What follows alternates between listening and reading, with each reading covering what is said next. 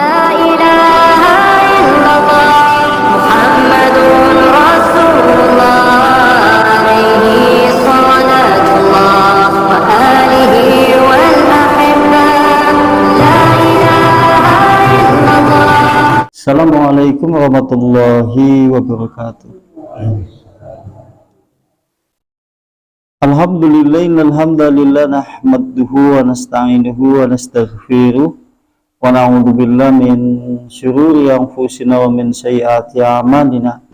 May yahdihillahu fala mudhillalah wa may yudlilhu fala hadiyalah. Asyhadu an la ilaha illallah bi wahdaniyah wa asyhadu anna Muhammadan abduhu wa rasuluh la nabiyya wa rasulullah ba'da. Waqad qala Allah ta'ala fil kitabihil karim ya ayyuhalladzina amanu taqullaha haqqa tuqatih wa la tamutunna illa wa antum muslimun. Ikhwan wa ikhwa fillah jamaah kaum muslimin wal muslimat, mukminin wal mukminat yang semoga senantiasa dirahmati oleh Allah Subhanahu wa taala. Alhamdulillah, mengawali kajian tentunya kita sama-sama memuji kepada Allah Subhanahu wa taala karena hakikat semua bentuk segala puja dan pujian milik Allah, untuk Allah, dan juga karena Allah Subhanahu wa taala. Salam dan juga sholawat tetap tercurah kepada uswah sekaligus juga qudwah, yaitu Rasulullah sallallahu alaihi wasallam, dan semoga Allah melimpahkan rahmatnya, karunia, inayah serta hidayah taufik pada kita seluruhnya, sehingga Allah memberikan keistiqomahan untuk mengikuti risalah Islam di atas titian jalan yang lurus. Allahumma amin. Dan masih melanjutkan pada bab sebelumnya, masih membahas masalah bab telaga Al-Kautsar. Telaga Kautsar nggih, semanten niki. Sekarang yaitu masih di bab hal itu sekarang judul babnya adalah bab fuqara'ul muhajirina awalun nas waridu al-hawda ala nabi sallallahu alaihi wasallam. Jadi bab yang menjelaskan tentang orang-orang fakir dari golongan orang-orang muhajirin. Orang muhajirin berarti sahabat-sahabat Nabi yang mula-mula mengawali mendatangi telaga Kautsar Nabi. Jadi bab yang menjelaskan tentang yang pertama kali atau mula-mula datang menuju telaga Kautsar. Barakallahu fikum. Itu yang mula-mula datang menuju telaga Kautsar sebelum yang lainnya datang. Berarti dari golongan sahabat-sahabat Nabi, dari golongan orang-orang fakir al-muhajirin, orang muhajirin. Berarti sahabat Nabi yang aslinya orang Mekah. Kemudian disebutkan riwayatnya dari Ibnu Majah. Hadis disebutkan oleh Ibnu Majah, yaitu riwayatnya dari As-Sunabihi Al-Ahmasi, dari As-Sunabihi Al-Ahmasi Ibnu Majah. Nomor hadis kalau di riwayat Ibnu Majah, nomor hadisnya 3944. Jadi panjenengan kalau lihat di hadis Ibnu Majah, berarti nomor hadisnya 3944. Jangan kita buka buku hadis Ibnu Majah, nanti jangan lihat nomor hadis 3944, ketemu hadis ini. Di dalam hadis itu disebutkan, qala, berkata Rasulullah sallallahu alaihi wasallam, Rasulullah bersabda, ala inni faratukum alal haudi, sesungguhnya aku Nabi, ingat-ingatlah aku menunggu kalian. Jawabannya Nabi, sungguhnya Nabi menunggu panjenengan semuanya, yaitu di sisi telaga Kautsar. Berarti Nabi ngenteni esuk tatkala kita semuanya berada di padang mahsyar, Nabi menunggu kita semuanya di telaga Kautsar. Mbok sampean ngelak kayak gitu. Nabi buka warung ya. Di telaga Kautsar, Masya Allah ya. Wa inni makasiru bikumul umami. Maka aku Nabi sangat membanggakan jika umatku banyak melebihi umat-umat lainnya. Jadi Nabi senang kalau suatu saat kemudian di Telaga Kausar banyak dari umat Rasulullah yang datang melebihi dari umat-umat lainnya. Kira-kira rombongan kali BJ Al-Furqan apa? Wah ya. Masya Allah ya. Kira rombongannya umatku singkan kerjeng ya. Sing biasa ngaji pada ngantuk-ngantuk ya. Kayak gitu ya. Dan berikutnya kata Rasulullah, fala taqtatilanna, dan jangan sekali-kali kemudian kalian semuanya itu saling membunuh. Jawabnya Rasulullah seperti itu. Berarti menurut penjelasan di hadis ini, Nabi besok menunggu di Telaga Kausar. Setelah kita berdiri di padang mahsyar, dengan matahari jaraknya didekatkan dengan jarak 1 mil atau 1 tombak. Lantas begitu kemudian kita merasa kelelahan, kehausan, Nabi menunggu kita semuanya di Telaga Kausar. Dan Nabi paling senang jika umat Rasulullah SAW yang mendatangi Telaga Kausar itu banyak melebihi dari umat-umat lainnya. Berarti Nabi ngenteni, Masya Allah ya. Dan berikutnya, hadis itu kemudian dijelaskan. Hadis itu kemudian dijelaskan lagi dari hadis riwayatnya dari Sauban. Hadis itu juga ada hadis yang lain yang lebih menjelaskan terhadap hadis yang pertama. Hadis riwayatnya dari Sauban maula Rasulullah SAW, bekas budak dari Rasulullah. Berarti Sauban bekas budak Nabi. Qala Nabi berkata, ini Nabi berkata, inna haudi mabaina ngadlin ila ilah. Sesungguhnya telagaku itu jarak antara Madun dan Ailah. Berarti kata Rasulullah, jarak telagaku ini antara kota Aden dan Ilah. Kemarin telah disinggung ya di bab pertemuan sebelumnya. Kira-kira kalau dulu itu ditempuh dengan perjalanan 1 hari atau 2 hari atau 3 hari perjalanan.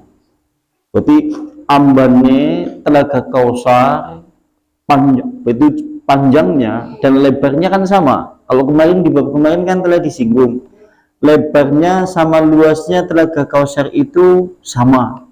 Nah kira-kira itu wilayahnya atau wilayah Telaga Kausar itu panjang dan lebarnya itu kira-kira dari tempat Aden nama kota, menuju Ailah, atau kemudian kemarin telah disinggung kira-kira perjalanan 1 hari, 2 hari atau 3 hari. Sampai naik menempuh jalan 1 hari kan kena mengdi Jakarta ya. Berarti Ambon berarti ya.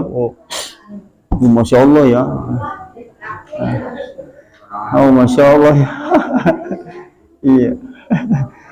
Lengan ujung Ambon kan lengan ujung. Itu seperti itu. Kemudian berikutnya kemarin juga disinggung asaddu bayadan minal laban. Airnya itu lebih putih daripada susu. Air telaganya itu lebih putih daripada susu. Wa ahla minal ngasal, dan kemudian lebih manis daripada madu. Lebih putih kan susu, lebih manis kan madu. Minuman apa ya, Masya Allah ya. Lantas berikutnya kata Rasulullah, akawibu kang ada nujumi samai. Gelas-gelas itu sejumlah bintang-bintang di langit. Man syariba minhu, barang siapa yang meminumnya, lam yadma, maka sungguh tidak pernah akan merasakan haus setelah minum air itu selama-lamanya. Berarti gelasnya banyak sejumlah bintang-bintang di langit. Kan seperti itu ya. Masya Allah. Lantas berikutnya, lebih putih daripada susu, lebih manis daripada madu. Siapa saja yang meminumnya maka tidak pernah akan merasakan haus selama-lamanya. Sampai ngombe sepisan wiswa pernah ngelak selawase. Sikini karena Telaga Kausar payu ya ngesuk dalam minggu puasa Ramadan. Masya Allah. Lantas, nah ini yang berkaitan dengan masalah hadis ini. Wa awwalun nasi mayridu 'alal haudi. Maka yang mula-mula manusia mendekati Telaga Kausar. Sing mula-mula berarti pertama kali turungan asing mendekati kecuali orang-orang ini. Jadi yang mula-mula mendatangi Telaga Kausar adalah fuqaraul muhajirina, orang-orang fakir dari kelompok al-muhajirin. Berarti yang mula-mula datang menuju Telaga Kausar itu orang-orang fakir dari kelompok orang-orang muhajirin. Muhajirin kan berarti sahabat Nabi yang berada asli penduduk Mekah. Kalau yang Ansor kan penduduk Madinah. Jadi yang mula-mula seperti itu. Sifat-sifatnya, ciri-cirinya adalah susiapan, yaitu pakaian mereka kumal. Nangkene pakaian kumal nangkene bukan berarti menunjukkan, karena di sini kalimat yang menunjukkan isyarat yaitu miskin, sehingga pakaiannya itu kumal. Langkah gantine sampai nek duwe klambi telutok dinggo seminggu gentak ganti suwe-suwe kan retak kumal, cepet bodol. Dewek kira-kira wong kelompok itu bukan utuh klambine dek akeh.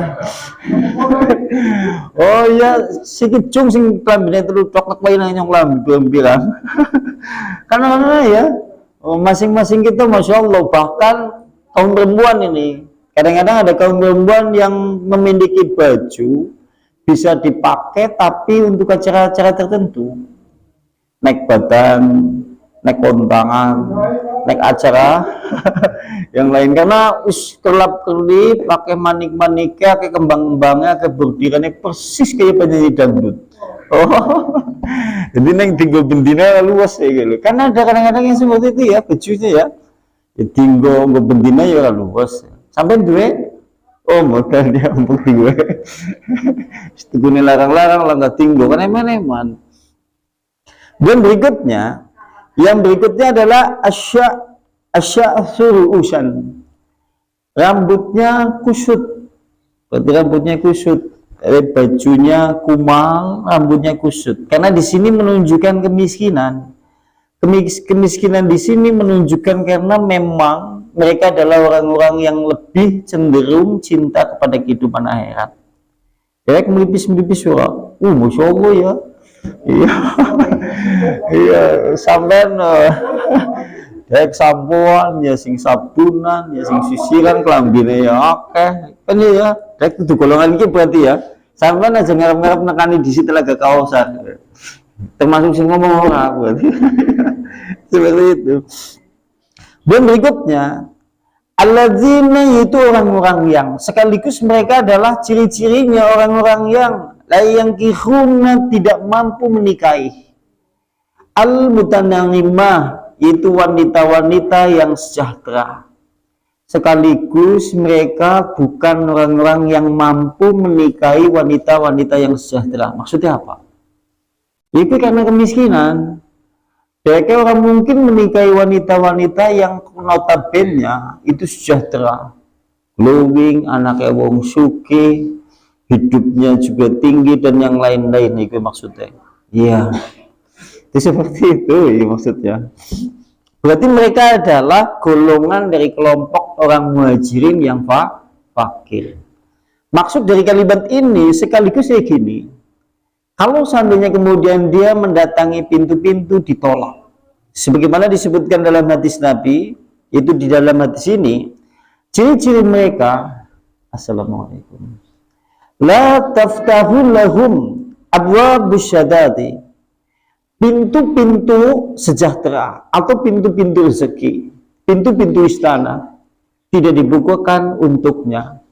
Ewon denenek anak kelompok orang-orang fakir muhajirin mendekati pintu umah sing apik ora dibukakna. Apa meninggal ngelamar wong, ngelamar anak kayak wong nyentek lawang tok ora dibukakna. Berarti modelnya kayak apa? Masya Allah ya. Karena sisi kemiskinannya itu seperti jenengan, artinya beja, termasuk wong sing beja melihat dari sisi dunia. Kan ya, dunia kita setidaknya punya makan lengkap 3 kali bahkan lebih, burung seripingnya, pakwane, siomene, paksone, pakaian juga banyak, uang ya adalah orang-orang sing ora duit ya, sekalipun sing jumlahnya beda-beda, sing 10.000 tok, 20.000 tok, 100.000 tok, kan artinya di duit, Kan ya, artinya di samping itu kita semuanya kenyang lah. Iya kan? Apa yang kita keluhkan coba? Jadi, iya kan? Lantas berikutnya kata Rasulullah berikutnya, kalau melantas kemudian berkata periwayat hadis, tatkala Sauban meriwayatkan hadis ini, lantas qala Umar, kemudian qala berkata, yaitu Sauban, fabaka Umar, maka Umar menangis. Umar bin Khattab yang notabene sahabat terkenal, dijamin masuk surga, mendengar hadis ini dia menangis. Dheweke mendengar hadis ini dheweke menangis. Dia berkata itu Umar. Umar lantas berkata, kalau Umar itu tatkala kemudian dia menangis hatta ibtalat lihyatuhu, sampai air matanya itu basah membasahi jenggot-jenggot dia. Berarti sampai banyu mripate ilue ketiba mengjenggote. Ini kan menunjukkan jenggot sekaligus sunnah. Wong lanang kan kumis sunai dicukur, jenggot diingu gitu. Kalau mau dipotong ya dirapikan. Kecuali nek sing ora metu kayaknya mau 13 stok lah, kepreman ora metu. Bisa seperti itu. Nah, kata Rasulullah, kata kemudian yaitu kata Umar, faqala Umar berkata, begitu mendengar hadis ini, lakinnin nakahtu al-mutanamimat. Kata Umar, dia menangis begitu mendengar hadis ini, lantas dia berkata, akan tetapi diriku aku mampu menikahi wanita-wanita yang sejahtera. Ketika Umar nangis, aduh, aku bukan golongan orang-orang muhajirin yang dimaksud oleh Rasulullah. Aku adalah mampu menikahi wanita-wanita yang sejahtera. Jarani Umar, dia berkata seperti itu. Lantas futihat li, dan telah dibukakan untukku pula abwabus syadati, pintu-pintu rezeki. Dibukakan untukku yaitu pintu-pintu rezeki. Lantas la jarama anni la aghsilu syaubi, tidak mengapa sekiranya kemudian aku tidak mencuci bajuku agar bajuku ini menjadi kumal, supaya kelak aku bisa minum di Telaga Kausar dan menjadi orang yang mula-mula mendatangi Telaga Kausar. Perkataan Umar seperti itu. Begitu mendengar hadis itu, padahal jenengan lihat sekarang sikit dideleng Umar. Kalau di kitab Sifatus Sofa, kini nang kitab Sifatus Sofa atau kitab Zuhud. Di kitab Zuhud, Umar bin Khattab tatkala dia menjabat sebagai presiden. Kalau saya katakan presiden, nah sekalipun berbeda antara Amirul Mukminin dengan presiden. Dia menjabat sebagai Amirul Mukminin, orang yang nomor 1 di kota Madinah. Pada saat dia menjabat seperti itu, dia pernah tidur di jalan sambil berbantalkan yaitu dengan kayu. Sampai-sampai kemudian orang menyangka dia adalah orang yang gila. Coba, anak pemimpin seperti itu coba. Meletak nang pinggir gini, anu kesel, ngurusi rakyatnya, terus keturun nang dalam, tidur di atas kayu. Ada pemimpin yang seperti itu? Sampai seperti itu coba. Dan dia pernah menambal kedua baju lengannya. Dheweke pernah menambal baju lengannya. Jadi kedua lengannya itu pernah bodol dan bolong, lantas ditambal olehnya. Sampai nanti sing kelambine tambalan langka. Umar saja mendengar hadis ini, Umar ini menangis. Kudune, kalau suatu saat kemudian kita mendengar hadis ini, kita jauh lebih seharusnya lebih menangis. Kira-kira termasuk kita bukan yang mendatangi mula-mula di Telaga Kausar? Umar biasa akan wisuda kebagian, apa mending delek ya. Itu seperti itu. Ini kalau disebutkan di riwayat itu. Lantas berikutnya, sementara kalau di jalur Tirmidzi, sekarang hadisnya riwayatnya dari Tirmidzi, ngan Nabi Salam Al-Habasi dari Abu Salam Al-Habasi. Kalau berkata itu Abu Salam, bahasa ilah Umar bin Abdul Aziz, aku pernah disuruh untuk datang menuju Umar bin Abdul Aziz. Wahaman tunggal barid, dan kemudian aku naik atau ditunggangkan atau kemudian dinaikkan dengan kendaraan pos. Zaman biyen kan ana pos wis. Pos zaman biyen gitu dengan kuda. Jadi misal contoh kene petugas posek Kecamatan Sebor misal, jujukna meng Kecamatan Gombong. Kecamatan Gombong jujukna meng Kewarasan. Misal sing gak dituju wong Petanan kok jujukna meng Kecamatan terus iki nyambung-nyambung. Zaman biyen wis ana pos. Ya, tapi dengan kuda. Zamannya pernah yang namanya Abu Salam, dia pernah itu tatkala kemudian dia diutus untuk menemui Umar bin Abdul Aziz, dheweke naik kendaraan pos. Itu seperti itu. Lantas kalau dia berkata, falamma dakhala alaihi, tatkala dia sampai menuju Umar bin Abdul Aziz, telah masuk di rumahnya, begitu telah sampai di rumah Umar bin Abdul Aziz, dia ketemu dengan Umar bin Abdul Aziz. Umar bin Abdul Aziz kan adalah khalifah keturunan dari Bani Umayyah. Khalifah kan setelah Khalifah Abu Bakar As-Siddiq, kemudian Umar, kemudian Ali, kemudian Utsman. Setelah itu kan ganti generasi Khalifah Bani Umayyah. Nah, di antara Khalifah Bani Umayyah ada khalifah yang cukup terkenal, namanya Khalifah Umar bin Abdul Aziz. Terkenalnya karena dia terkenal kesuhudannya, terkenal ngalimnya, terkenal ketakwaannya, dan terkenal sisi betul-betul dekatnya dia dengan Allah Subhanahu wa taala. Sampai-sampai kalau dalam satu riwayat, kini nang satu riwayat, dia menjabat 2 tahun tidak lebih. Mereka menjabat jadi presiden, jadi pemimpin cuma 2 tahun. Cuma selama 2 tahun itu rakyat itu sejahtera. Sampai-sampai yang namanya zakat itu kembali kepada pemiliknya. Jadi ini Jamar Umar bin Abdul Aziz wong ngewe zakat kembali mengawake dewek. Misal saya memberikan zakat sana, engkau balik mending mengaku. Karena masing-masing merasa sudah mampu. Zaman siki wis gitu. Ya. Zaman sekarang memang belum sejahtera seperti itu. Tapi hari ini Wisman dan Mirip balik mengawake dewek karena salah di dalam mengikuti alur cara distribusi zakat. Buktinya apa? Dewek ngewehi zakat fitrah meng masjid nganggo tas kresek putih. Anggo baline tas kresek ireng. Tuker-tukeran tok. Ya kan? Kenapa seperti ini distribusinya salah? Kudune nek sing kita kan tahu ya, anak istilah muzaki kan orang yang memberikan zakat. Nanti ada golongan yang menerima zakat. Nah harusnya sekampung misal di sini didata orang yang tidak membayar zakat, berarti dia wajib dizakati. Gue. Nah lantas begitu didata ketemu nih ngomong cuma 2 orang misal. Oh ketemu nih ngomong 2 orang tok. Ya wis beras telung kintal kena bagi loro.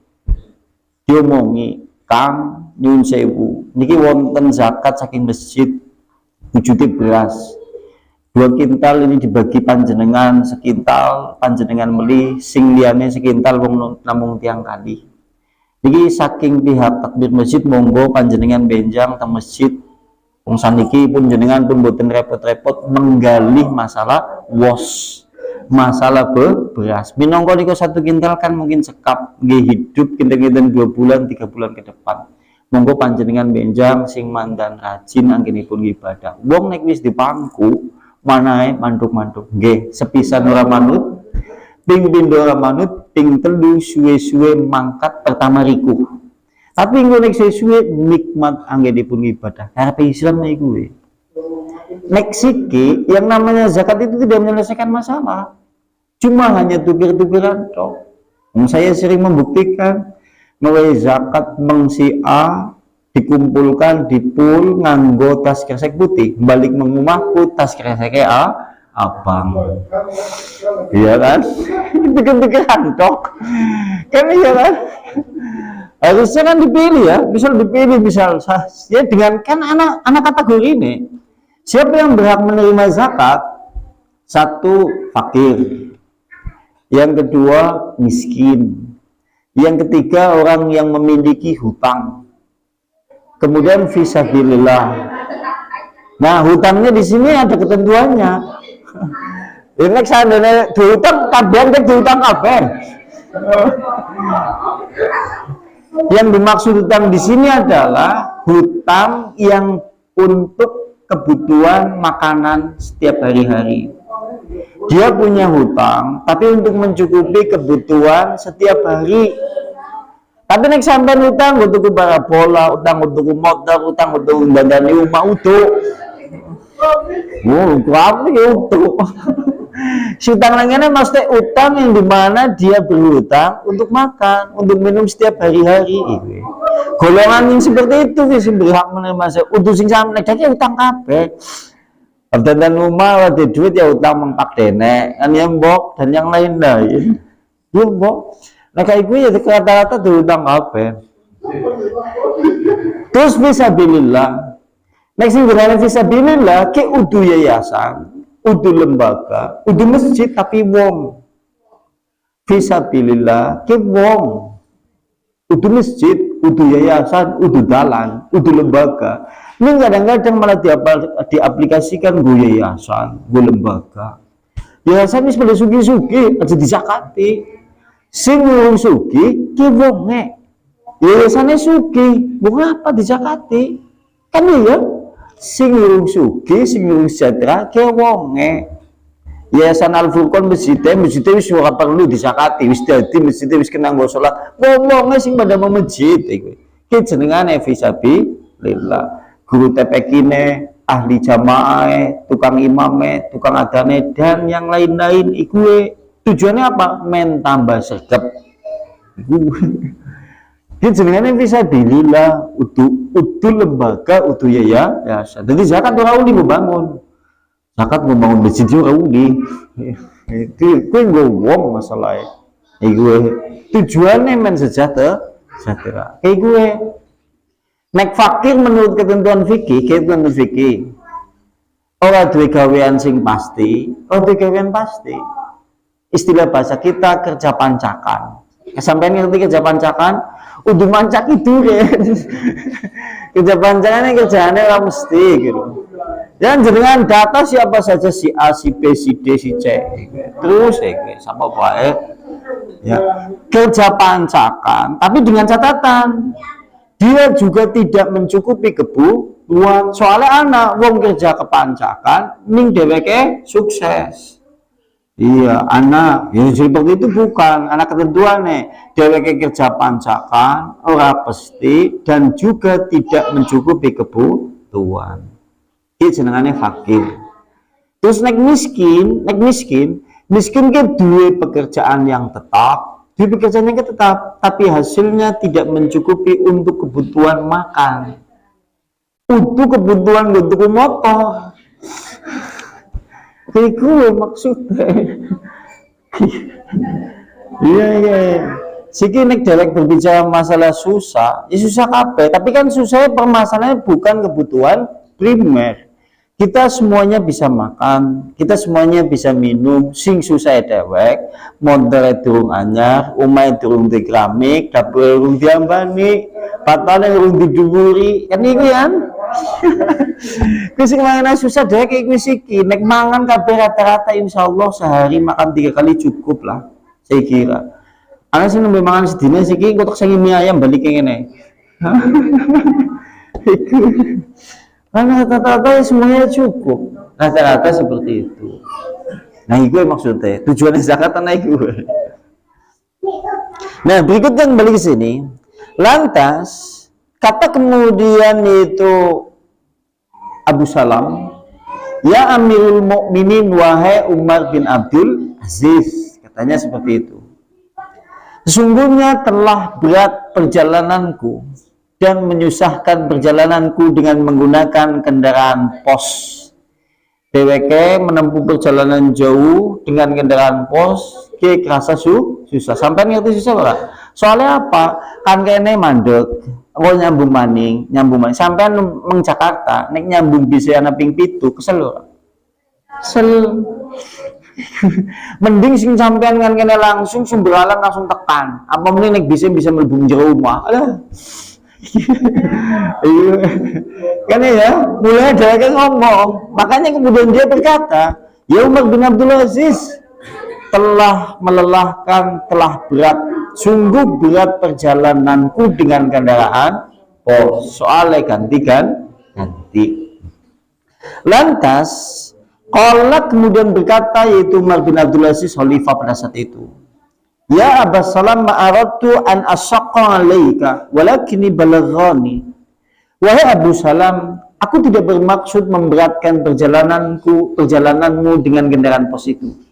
Akan tapi sungguh telah sampai kepadaku, yaitu hadis Nabi, yang dimana hadis Nabi engkau mendengarnya dari Sauban, dari Nabi, maka kemudian sebutkanlah hadis itu di hadapanku.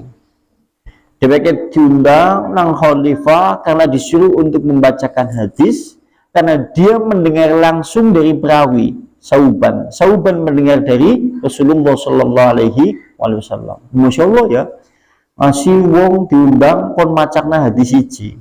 Siki sampean diwacakna hadis 75 malah ngantuk ya. Lantas, qala Abu Salam berkata sebagaimana disebutkan di dalam hadis tadi. Karena nang riwayat Tirmidzi hadisnya sama seperti hadis yang diriwayatkan oleh Ibnu Majah. Di riwayat Ibnu Majah, menurut Ibnu Majah hadisnya sahih. Kalau menurut kemudian hadis Abu Salam yang diriwayatkan di kitab Tirmidzi, kata Tirmidzi hasan gharib. Hadisnya hasan tapi aneh. Cuma kalau di hadis yang riwayat Ibnu Majah, hadisnya sahih. Ini ditampilkan oleh penulis kitab untuk menguatkan hadis yang disebutkan di dalam kitab Ibnu Majah. Menyebutkan bahwa ciri-ciri orang yang datang atau mula-mula mendatangi Telaga Kausar adalah orang-orang fakir dari golongan Ansor. Ciri-cirinya, baju mereka kumal, rambut mereka kusut karena menderita kemiskinan. Tidak dibukakan pintu-pintu rezeki untuknya. Mereka adalah ahli ibadah, mereka adalah orang yang cinta dengan kehidupan akhirat. Mereka itulah yang mula-mula mendatangi Telaga Kausar. Sebelum yang lain mendatangi telaga itu. Jenengan sekarang tanya, apakah kita bisa menjadi golongan orang-orang yang mendatangi Telaga Kausar mula-mula? Bisa. Kalau suatu saat ada pertanyaan, apakah kita golongan manusia yang notabene bukan orang muhajirin? Kan bukan orang muhajirin. Aku wong Kuncen, sampean wong Kalibeci. Kan iya ya, udah muhajirin penduduk Mekah asli yang sahabat Nabi. Bisa dengan catatan, yaitu ya tabingu bil muhajirina, kita disuruh untuk mengikuti cara beragama orang-orang muhajirin. Di dalam kemudian mereka memiliki sisi akidah, beribadah, kecintaan akhirat dibandingkan dengan kehidupan dunia. Kising angel. Kira-kira dek bisa ora? Ya sampean kalau bisa, orang yang seperti lebih cenderung sekali cintanya kepada kehidupan akhirat, seperti orang-orang muhajirin, sampai-sampai kemudian panjenengan sudah tidak terpikirkan lagi terkait masalah hal sisi-sisi kenikmatan dunia, karena lebih cenderung terhadap kehidupan akhirat, maka jenengan bisa mendatangi mula-mula di Telaga Kausar. Karena sebagai penghargaan dulu tatkala di dalam kehidupan dunia, dia seakan-akan lebih cenderung cinta terhadap kehidupan akhirat. Nek dewek kayaknya mungkin ada sebagian dek sing batin lah, teka kiri ora papa, sing penting nekani ngombe. Kayak gitu ya lah, sing penting teka kiri apa, sing penting kan aja diusir terus bisa meminum Telaga Kausar. Ning aja kiri banget.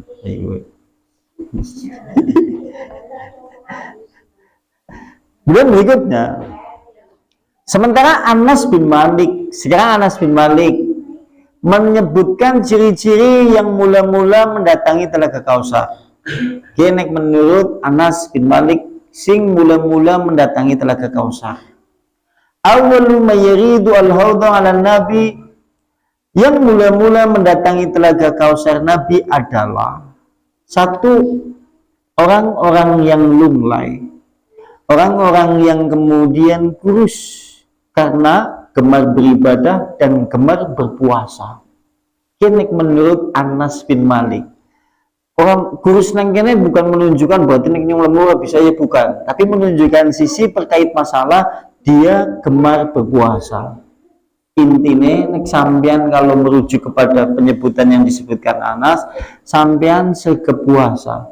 Puasa Ramadan, puasa Senin Kemis, puasa-puasa sunnah yang lain, panjenengan sering melakukan ibadah-ibadah seperti ini, menurut Anas menjenengan menjadi golongan yang mula-mula mendatangi Telaga Kausar. Masya Allah ya. Ya, sampai ini mulai sregep. Puasanya bulan Ramadan dok. Soalnya nek puasa sunnah menurut hemat kami ki luwih apot, cobane gede maning. Ya soalnya dewekan langkah kancane nuju-nuju, cokane anak kanca sing nekani nyengi nyate mengenai gelondok, ya gue sing mantan apot. Ya kayak gitu. Dan berikutnya, ciri-ciri yang kedua menurut Anas bin Malik, di samping mereka gemar berpuasa, idza jana hamma al-lailu, tatkala malam itu telah gelap gulita, sunyi, kebanyakan manusia telah tertidur, istaqbalu, mereka menyambut malam-malamnya dengan kesedihan.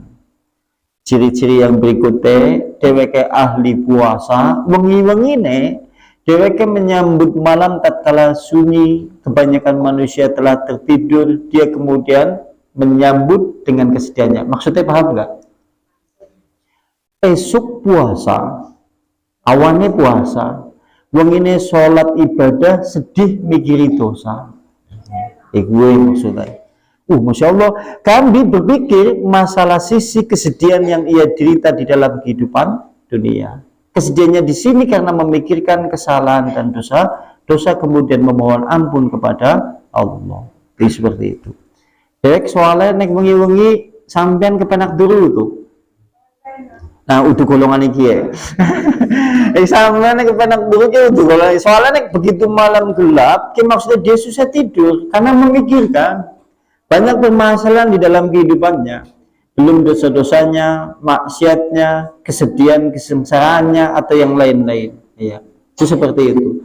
Ciri-cirinya menurut Anas yang mula-mula mendatangi Telaga Kausar. Sampai pengen daftar, boleh. Silakan ikuti langkah-langkah yang disebutkan di dalam kitab ini. Tapi berat ya. Paling sekepuasa ya, sekepuasa mengini tami. Nek direct soalnya kadang-kadang ya gue kayak HP ngedropan soalnya si modelnya. Jadi nek nembe dicas saiki semangat, engko wengi gelem temenan tangi. Kayak sedih temenan mikir dosa. Sedina, rong dina, telung dina, seminggu 8. Iki deh. Gue dicas maning, tangi maning, pengen amalan sing liyane maning iku deh keseringe iku. Kebanyakan seperti itu. Dan berikutnya, sekarang bab selanjutnya. Ada yang mau ditanyakan terkait masalah bab itu? Mungkin? Monggo. Boten? Kalau tidak, kita lanjutkan. Ada yang mau ditanyakan? Betul ya? Yang berikutnya,